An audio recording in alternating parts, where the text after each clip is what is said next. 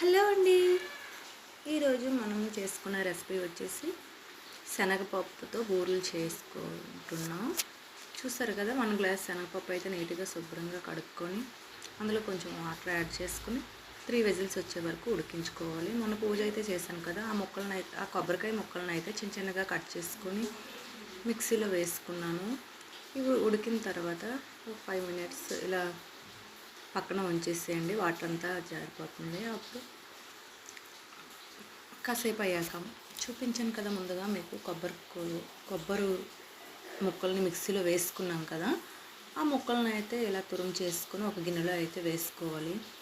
మీకు శనగపప్పును కూడా మిక్సీలో వేసుకోవాలి. చూసారా, ఇలా మిక్సీలో వేసుకొని ముందుగా చూపించుకున్నాం కదా కొబ్బరి తురుమును ఒక గిన్నెలో వేసుకొని అందులోనే ఈ శనగపప్పు మిక్సీలో వేసుకున్నాం కదా, దాన్ని కూడా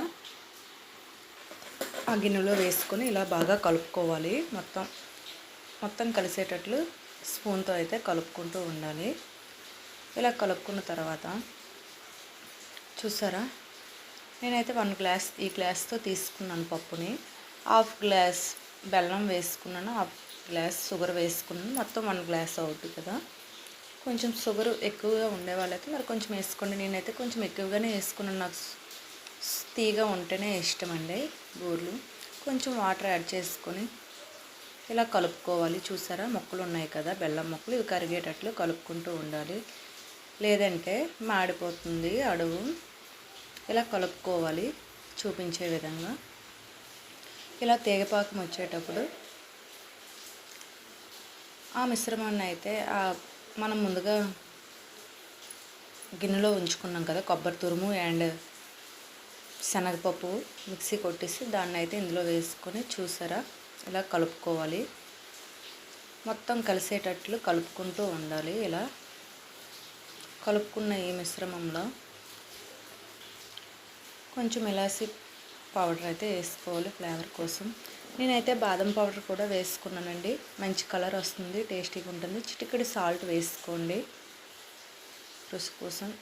మొత్తం కలుపుకున్నాక ఒక గిన్నెలో అయితే ఇలా వేసుకోవాలి. మళ్ళీ బాగా చేతితో కలుపుకోవాలి. కలుపుకున్నాక ఇలా మనకు ఉండ చూసారా, మీకు ఏ సైజులో కావాలంటే ఆ సైజులో ఇలా ఉండలు అయితే చుట్టేసుకోవాలి.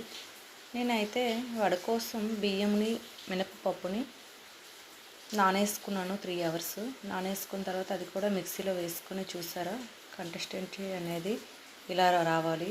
ఇది ఇలా మెత్తగా ఉండేటట్లు చూసుకోవాలి. అది కూడా అందులోనే కొంచెం చిటికెడు సాల్ట్, కొంచెం పంచదార వేసుకున్నాను. అలానే అందులో కూడా 1 స్పూన్ బాదం పౌడర్ అయితే వేసుకున్నాను. మంచి కలర్ అయితే వస్తుందండి, ఫ్లేవర్ కూడా చాలా బాగుంటుంది మనం తినేటప్పుడు. చూసారు కదా, నేనైతే వంటలన్నీ ఇలా చుట్టేసుకొని ఒక ప్లేట్లో ఉంచుకున్నాను.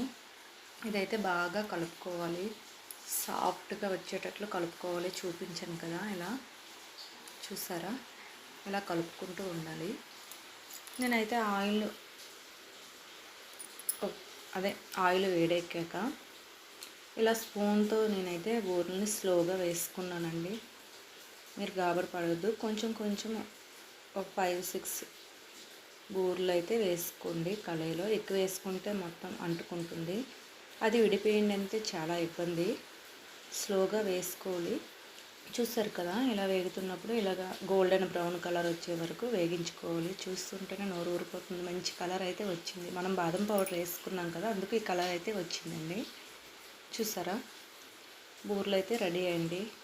ఇంట్లోనే మన పిల్లల కోసం మన కోసం ఇంట్లోనే ఈజీగా తయారు చేసుకోవచ్చు అండి. ప్లీజ్ సబ్స్క్రైబ్ చేయండి. Bye bye.